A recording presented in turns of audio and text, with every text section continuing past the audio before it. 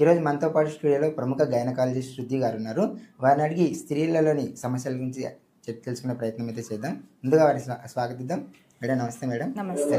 Madam, మొదటిగా మనకు స్త్రీలలో ఇన్ఫర్టిలిటీ సమస్య అనేది మధ్య ఎక్కువైపోయింది. అసలు ఈ ఇన్ఫర్టిలిటీ అంటే ఏంటి మేడం? అంటే జనరల్ ఎందుకు వస్తుంది? ఇన్ఫర్టిలిటీ అంటే పెళ్ళయి 1 ఇయర్ ప్రెగ్నెన్సీ కోసం ట్రై చేసి 1 ఇయర్ అయినా వాళ్ళు కన్సీవ్ కాకపోతే అది ఇన్ఫర్టిలిటీ అంటాము. ఆ దాంట్లో 2 టైప్స్ ఉంటుంది. ప్రైమరీ ఇన్ఫర్టిలిటీ, సెకండరీ ఇన్ఫర్టిలిటీ అని. ప్రైమరీ ఇన్ఫర్టిలిటీ అంటే పిల్లలు లేని వాళ్ళకి, అంటే ఫస్ట్ టైం ప్రెగ్నెన్సీ కోసం ట్రై చేసి కానీ వాళ్ళకి ప్రైమరీ ఇన్ఫర్టిలిటీ అంటాము. సెకండరీ ఇన్ఫర్టిలిటీ అంటే ఒక అబార్షన్ అయ్యి లేదంటే ఒక బేబీ పుట్టి సెకండ్ బేబీకి ట్రై చేసిండే వాళ్ళకి పుట్టకపోతే అది సెకండరీ ఇన్ఫర్టిలిటీ అని అంటాము మెయిన్గా. ఓకే మేడం, ఈ ఇన్ఫర్టిలిటీకి ఎటువంటి అంటే రీజన్స్ ఉంటాయి? అంటే కాజెస్ అంటే food style and life style కానీ ఉంటాయి, లేదంటే జెనెటిక్ పరంగా వాళ్ళకి ఏమైనా ఇన్ఫర్టిలిటీ వస్తుందా? ఈ దాంట్లో మేల్ ఇన్ఫర్టిలిటీ, ఫీమేల్ ఇన్ఫర్టిలిటీ అని ఉంటుంది. మేల్కి డిఫరెంట్ కాజెస్ ఉంటుంది, ఫీమేల్కి డిఫరెంట్ కాజెస్ ఉంటుంది. ఫీమేల్లో మెయిన్గా హార్మోనల్ కాజెస్ అంటే పీసీఓడి, ఇప్పుడు కామన్గా చూసేది పాలిసిస్టిక్ ఓవేరియన్ సిండ్రోమ్ అంటాము. అంటే కరెక్ట్గా పీరియడ్స్ రెగ్యులర్గా రాకపోవడము, వెయిట్ గెయిన్ అవుతారు, మళ్ళీ పింపుల్స్ ఉంటుంది, ఫేషియల్ హెయిర్ గ్రోత్ అవుతుంది. ఇది పీసీఓడి ఫీచర్స్. వీళ్ళకిను మెయిన్గా ఇన్ఫర్టిలిటీ ప్రాబ్లం ఫేస్ చేస్తారు. Next thyroid problem. Thyroid, hyper thyroidism, hypothyroidism అంటే ఎక్కువ ఉన్నా తక్కువ ఉన్నాను ఇన్ఫర్టిలిటీ ప్రాబ్లం చూస్తాము. మళ్ళీ డయాబెటీస్ మిలైటస్, ఇప్పుడు షుగర్ను కామన్గా చూస్తున్నాము, ఎర్లీ ఏజెస్లో షుగర్ వస్తుంది. ఇది hormonal causes. Next uterine causes అంటే గర్భకోశంలో ఏమైనా గడ్డలు ఉంటే, ఫైబ్రాయిడ్ అంటాము, పాలిప్ అంటాము, అది ఏమైనా ప్రాబ్లం ఉంటే గర్భకోశం లైనింగ్లో ఇన్ఫెక్షన్ ఉంటుంది, అది ఎండోమెట్రైటిస్ అని అంటాము. అది ఉన్నను ఇన్ఫర్టిలిటీ ప్రాబ్లం ఉంటుంది. తర్వాత గర్భకోశం నోరు, సర్విక్స్ అని అంటాము. ఆ సర్విక్స్లో ఏమైనా స్టినోసిస్ అంటాము, అంటే హతుక్కొని పోయింటే స్పర్మ్ వెళ్ళేదానికి అయ్యలేదు, సో అది సర్వైకల్ ప్రాబ్లం. ఇంకొకటి ఏమంటే యూట్రైన్ అనామలీస్ అని అంటాము. యూట్రస్ యాక్చువల్లీ పియర్ షేప్ ఉంటుంది, ఇలా పియర్ షేప్ ఉంటుంది. ఎవరికైనా అనామలీస్ అంటే యూట్రైన్ లోపల పొర ఉంటుంది అంటాం కదా, యూట్రైన్ సెప్టమ్ అంటాము. అది కంప్లీట్ సెప్టమ్ కానీ పార్షియల్ సెప్టమ్ కానీ ఉంటే వాళ్ళకి పిల్లలు నిలబడేదానికి కష్టమవుతుంది, నిలబడిన అబార్షన్ రేట్ ఎక్కువ ఉంటుంది. ఈ దాంట్లోనే ములేరియన్ అనామలీస్ అంటే యూట్రైన్ అనామలీస్లో వేరే టైప్స్ ఏదంటే బైకార్న్యుయేట్ యూట్రస్, 2 గర్భకోశాలు ఉంటాయి. మళ్ళీ యూనికార్న్యుయేట్ యూట్రస్, ఒకటే ఉంటుంది గర్భకోశము. ఇది common uterine causes, cervical causes. TB, genital TB, ఎలా ఊపిరితిత్తులకి టీబీ వస్తుందో అలాగనే యూట్రస్కిను టీబీ వస్తుంది, అది జెనైటల్ టీబీ అని అంటాము. వాళ్ళకి యూట్రస్ లైనింగ్ అనేది ప్రాపర్గా గ్రో కాదు, లైనింగ్ అనేది డ్యామేజ్ అయి ఉంటుంది, వాళ్ళకిను నిలబడేది కష్టము. ఇవి uterine and cervical causes. Next tube causes అంటే ట్యూబ్స్ ఉంటాయి కదా, ఏదైతే హెగ్ అనేది రిలీజ్ అయ్యి స్పర్మ్ అనేది వెళ్ళి ఎక్కడ ఎంబ్రియో అయితే ఫామ్ అవుతుందో అది కొంతమందికి బ్లాక్ అయి ఉంటుంది, ట్యూబల్ బ్లాక్ అని అంటాము. లేదంటే ట్యూబ్స్ ఇన్ఫెక్షన్ అయి ఉంటుంది, హైడ్రోసల్ఫింగ్స్ అంటే వాటర్ ఫిల్ అయ్యిండేది కానీ ట్యూబ్స్లో, లేదంటే బ్లడ్ ఫిల్ అయ్యిండేది కానీ, లేదంటే ఇన్ఫెక్షన్ అయ్యిండేది కానీ, అలా ఉన్నను నిలబడడం కష్టము. నెక్స్ట్ ఎక్టోపిక్ ప్రెగ్నెన్సీ అంటే ప్రెగ్నెన్సీ అనేది గర్భకోశం లోపల నిలబడితేనే అది గ్రో అవుతుంది 9 months వరకు.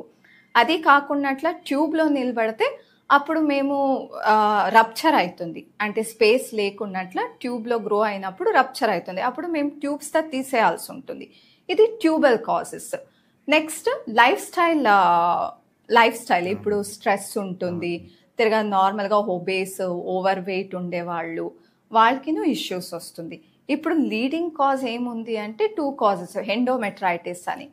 అంటే ఇప్పుడు పీరియడ్స్ వచ్చినప్పుడు కొంతమందికి సివియర్ పెయిన్ ఉంటుంది, హస్బెండ్ అండ్ వైఫ్ కలిసినప్పుడు పెయిన్ ఉంటుంది, వాళ్ళంతా కరెక్ట్గా ఎవాల్యుయేట్ చేయాలి, అది ఎండోమెట్రియోసిస్ అంటాము.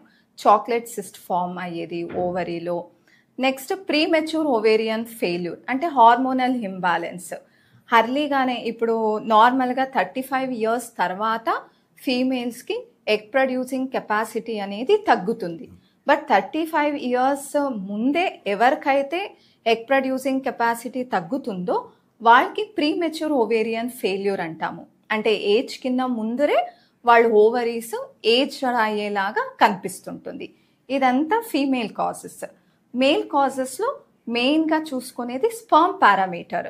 ఇప్పుడు స్పర్మ్ కౌంట్ తక్కువ ఉండడము, లేదంటే కంప్లీట్గా స్పర్మే లేకుండడము, లేదంటే స్పర్మ్ ఉన్నను మొటైల్ స్పర్మ్ అంటాము, అంటే పనిచేసే కణాలు అది పర్సంటేజ్ తక్కువ అవ్వడము, లేదంటే నార్మల్ మార్ఫాలజీ అంటే కరెక్ట్గా ఎగ్జాక్ట్లీ స్పర్మ్ అనేది ఇలా ఉండాలని అంటాము. ఆ నార్మల్ ఫామ్ కాక వేరే ఫామ్లో అబ్నార్మల్ ఫామ్ ఎక్కువ ఉన్న ఇది ఉంటుంది.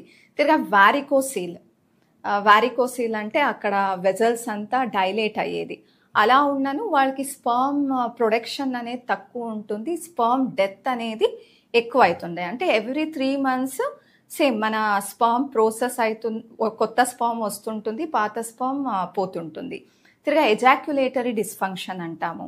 తిరగా స్పర్మ్ అనేది బయటికి ఎజాక్యులేట్ కాక యూరిన్లో ఎజాక్యులేట్ అవుతుంటుంది, అది రెట్రోగ్రేడ్ ఎజాక్యులేషన్ అంటాము. కొన్ని జెనెటిక్ ప్రాబ్లమ్స్ను ఉంటాయి. తిరగా అన్డిసెండెడ్ టెస్టిస్ అంటాము. పుట్టుకతోనే టెస్టిస్ అనేది స్క్రాటంలో ఉండాలి, బట్ వాళ్ళకి పైనే ఉంటుంది. చాలా మందికి అది ఐడెంటిఫై చేయలేరు. చిన్నప్పుడనే ఐడెంటిఫై చేస్తే ఆ టెస్టిస్ కిందకి వచ్చి సర్జరీ చేసే ఆప్షన్ ఉంటుంది. ఎప్పుడు ఇలా ఇన్ఫర్టిలిటీ ప్రాబ్లం వస్తుందో అప్పుడు ఎవాల్యుయేట్ చేసినప్పుడు మాకు ఈ కండిషన్స్ తెలుస్తుంది. ఇప్పుడు మేల్స్లోనూ లైఫ్ స్టైల్ మేనేజ్మెంట్, తిరగా హార్మోన్స్, మేల్స్లోనూ డయాబెటీస్ ఉంటుంది, థైరాయిడ్ ఉంటుంది, హైపర్ ప్రొలాక్టినిమియా ఉంటుంది, లో టెస్టోస్టిరోన్ ఉంటుంది, హయ్యర్ ఈస్ట్రోజన్ ఉంటుంది. ఇదంతా హార్మోనల్ ప్రాబ్లమ్స్. తిరగా లైఫ్ స్టైల్, వాళ్ళకి స్ట్రెస్ ఉంటుంది, తిరగా ఎక్స్పోజర్ టు ద కెమికల్స్, అంటే ఇప్పుడు పెయింట్ ఫ్యాక్టరీలో ఉండేవాళ్ళు వాళ్ళంతా కెమికల్స్ ఎక్స్పోజర్ ఉంటుంది, వాళ్ళకిను స్పర్మ్ కౌంట్స్ అనేది తక్కువ ఉంటుంది. ఇది మేల్ అండ్ ఫీమేల్ కాజెస్. ఇంకా ఫుడ్ స్టైల్స్ కూడా, అంటే ఫుడ్ హ్యాబిట్స్ వల్ల కూడా ఏమైనా ఇన్ఫర్టిలిటీ కాజెస్ ఉన్నాయా మేడం? అవును, చాలా. అంటే ఇప్పుడు ఫుడ్ మేము తీసుకునేది హెల్తీ ఫుడ్ అంటే హోల్ కార్బోహైడ్రేట్, ప్రోటీన్, ఫ్యాట్ ఇదంతా ఈక్వల్ క్వాంటిటీలో ఉండాలి. తిరగా హోమ్ ఫుడ్ బెటర్. ఎలాంటే ఇప్పుడు ప్రాసెస్డ్ ఫుడ్లో అన్నీ ఉండదు. తిరగా ఫుడ్లో యాంటీ ఆక్సిడెంట్ రిచ్ డయట్ తీసుకోవాలి. అంటే నట్స్, ఆల్మండ్ కానీ ఫ్లాక్స్ సీడ్స్ కానీ అదంతా ఇంపార్టెంట్. తిరగా షుగర్స్ కట్ ఆఫ్ చేయాలి. తిరగా ఇది డయట్. తిరగా వెయిట్ బిఎంఐ అనేది 18.5 to 30లోనే మెయింటైన్ చేయాలి. అండర్ వెయిట్ అయిన ప్రాబ్లమే, ఓవర్ వెయిట్ ఒబేస్ అయిన ప్రాబ్లమే. తిరగా సెడెంటరీ లైఫ్ స్టైల్ అవాయిడ్ చేయాలి. అంటే ఇప్పుడు చాలా మందికి కూర్చొనే వర్క్, బట్ వాళ్ళు టైం పెట్టాలి. అంటే అట్లీస్ట్ వీక్లో 7 days అంటే 7 daysను వాళ్ళ ఎక్సర్సైజ్, ఫిజికల్ యాక్టివిటీ చేయాలనేది ఏం లేదు. అట్లీస్ట్ 5 days ఒక 35 to 45 minutes వాళ్ళకని వాళ్ళు టైం స్పెండ్ చేసి ఏదో ఒకటి ఫిజికల్ యాక్టివిటీ, యోగా కానీ, వాకింగ్ కానీ, జాకింగ్ కానీ ఏదో ఒకటి ప్రాక్టీస్ చేసుకోవాలి. నెక్స్ట్ ఇంకొకటి ఏమంటే స్ట్రెస్తో రిడ్యూస్ చేసుకోవాలి. యోగా చేయడము, మెడిటేషన్ చేయడము. ఎలా అంటే స్ట్రెస్ ఎక్కువ అయ్యే కొద్దీ ఆక్సిడెంట్ బాడీలో ఇంక్రీజ్ అయ్యి అది హార్మోనల్ ఇంబ్యాలెన్స్ చేస్తుంది. సో ఇదంతా ఓవరాల్ థింగ్. ఇప్పుడు న్యూగా వస్తుండేది ఏమంటే ఇంటెస్టైనల్ మైక్రోబయామ్ అని, అంటే హెల్తీ ఫుడ్. అంటే ఇప్పుడు కర్డ్ ఎక్కువగా తీసుకోవడం, తిరగా గట్ మైక్రోబయామ్ అంటాము. అంటే ఇంటెస్టైన్లో బెసిలై ఉంటుంది కదా, అది బాగా మంచిగా కర్డ్, తిరగా ఆ బెసిలై ఉండే ఫుడ్ తీసుకుంటే ఏదైతే హార్మోనల్ ఇంబ్యాలెన్స్ ఉంటుందో అది సెట్ అవుతుంది. తిరగా గట్ ఫ్లోరా ఇంప్రూవ్ అవుతుంది. తిరగా ఓవరీ ఎగ్ క్వాలిటీ అనేది బాగా వస్తుంది. ఇంప్లాంటేషన్, భ్రూణం అనేది అతుక్కునేది బాగా అతుక్కుంటుంది అనేది ఇప్పుడు రీసెంట్గా స్టడీస్ వస్తుంది. గుడ్ బ్యాక్టీరియా అంటారు కదా, గుడ్ బ్యాక్టీరియా, గట్ బ్యాక్టీరియా అంటారు కదా అదే. ఇప్పుడు అంటే ఎగ్స్ అవి ఉన్నాయి కదా, చికెన్ ఎగ్స్, ఇవి కొంచెం హార్మోన్ ఇంజెక్టెడ్ అని చెప్తున్నారు కదా, వాటి వల్ల కూడా ఏమైనా స్త్రీలకు సమస్యలు వచ్చాయి? అవును, ఇప్పుడు ఏమంటున్నారంటే డైరీ ప్రోడక్ట్స్ ఏదైనా కానీ, తిరగా ఎగ్స్ అదిను అంతే హార్మోన్ ఇస్తారు కాబట్టి ఈస్ట్రోజన్ అనేది ఎక్కువ ఉంటుంది. అదిను main one of the reason. ఇప్పుడు చిన్న పిల్లలే ఎవరైనా తీసుకొని కొంచెం ఓవర్ వెయిటే ఉంటారు, సో అయినంత పిల్లలకి మొబైల్ టీవీస్ అదంతా అలవాటు చేయకున్నట్ల కొంచెం ఫిజికల్ యాక్టివిటీ లోను ఇన్వాల్వ్ చేస్తే బెటర్. హర్లీ మెనార్క్ అటెండ్ అవుతున్నారు అంటే హర్లీగా పీరియడ్స్ వచ్చేస్తుంది. మెయిన్ రీజన్ ఇవే.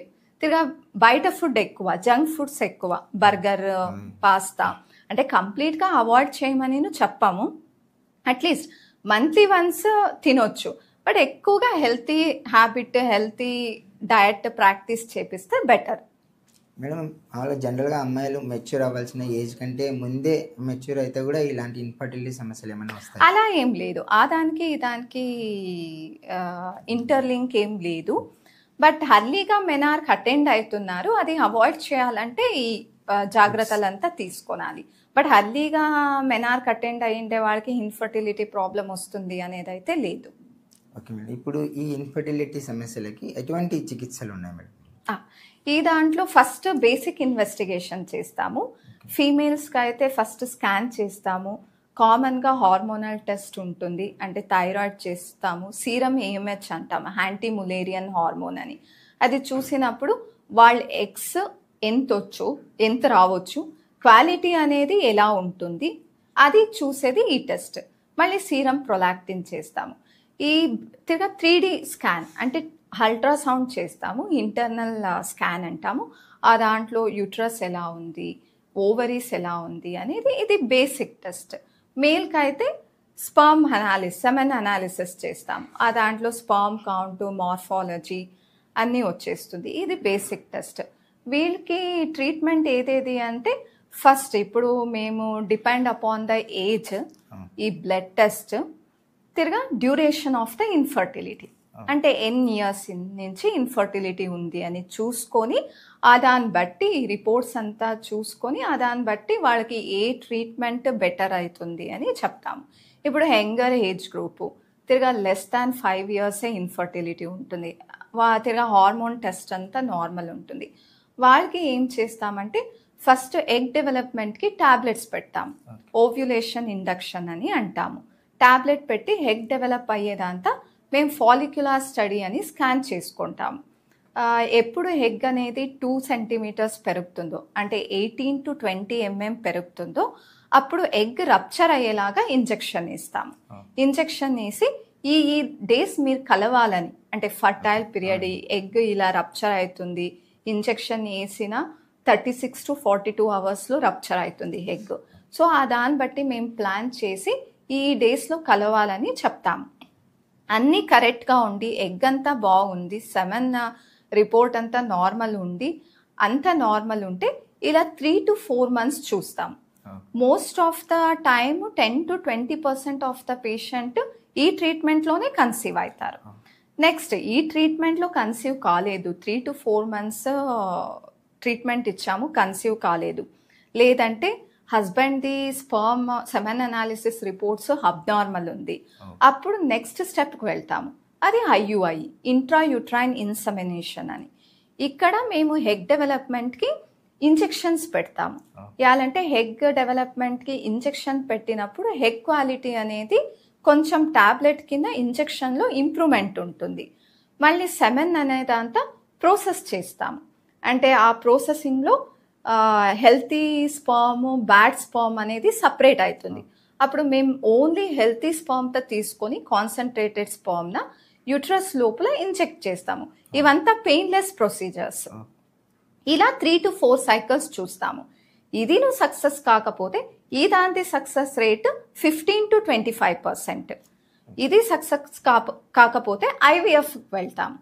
IVF అంటే ఇంజెక్షన్స్, ఓన్లీ ఇంజెక్షన్స్ యూస్ చేసి ఒక 10 to 12 హెగ్స్ డెవలప్ అయ్యేలాగా మేము ఇంజెక్షన్ ఇచ్చి హెగ్స్ అంతా పికప్ చేస్తాం. ఓవం పికప్ అని అంటాము. ఓవం పికప్ చేసి స్పర్మ్ తను కలెక్ట్ చేసి ల్యాబ్లో ఎంబ్రియో ఫామ్ అయ్యేలాగా చేసి ఎంబ్రియోతో గర్భకోశం లోపల ఇంప్లాంట్ చేస్తాము. ఇది IVF. నెక్స్ట్ స్టెప్ ICSI అంటాము, ఇంట్రాసైటోప్లాస్మిక్ స్పర్మ్ ఇంజెక్షన్ అని. అంటే ఇది మెయిన్గా ఎప్పుడు చేస్తామంటే మేల్ ఫ్యాక్టర్ ఉన్నప్పుడు, అంటే ఇప్పుడు చాలా తక్కువ కౌంట్ ఉంటుంది, అంటే లెస్ దాన్ 1 మిలియన్ కౌంట్ ఉంటుంది. నార్మల్గా స్పామ్ కౌంట్ ఉండాల్సిండేది మోర్ దాన్ 39 మిలియన్. ఎప్పుడు లెస్ దాన్ 1 మిలియన్ ఉంటుందో అప్పుడు మేము ఒక మంచి స్పామ్ సెలెక్ట్ చేసుకొని డైరెక్ట్గా ఎగ్ ఊసైట్ అంటాం కదా, దాని లోపల ఇంజెక్ట్ చేస్తాము. ఇది టైప్స్ ఆఫ్ ట్రీట్మెంట్.